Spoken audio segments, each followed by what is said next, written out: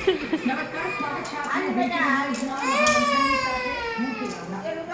મહામંથનમાં આજે દરેક ઘરને લગતો એક સવાલ જેના પર ચર્ચા કરીએ છીએ।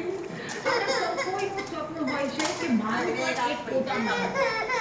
દરેક માણસનું આવું સપનું હોય છે। આપણે ત્યાં એવું કહેવાતું અને સંભળાતું હોય છે કે ઘર એટલે ઘર ગમે એવડું હોય, એ બંગલો હોય કે એ 1 BHK હોય, 2 BHK હોય, કેવડું પણ ઘર હોય, પણ માણસને હાશ પોતાના ઘરમાં જ થાય છે।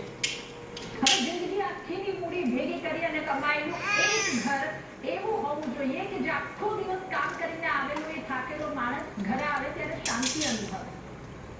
આને આપણે ઘર ગયે ત્યાં જઈએ, આપણો ધરતીનો જેવું ઘર હોય ત્યાં આપણું શાંતિ પેલાનું લેવું અનુભવ જોઈએ ને પણ હમણાં શહેરોમાં કેટલીક સોસાયટીઓમાં એવા કિસ્સાઓ બને છે કે જે માણસને ચિંતા કરવા મૂકી દે છે।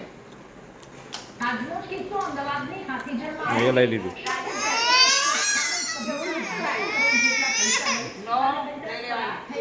એવા આક્ષેપો લાગ્યા છે।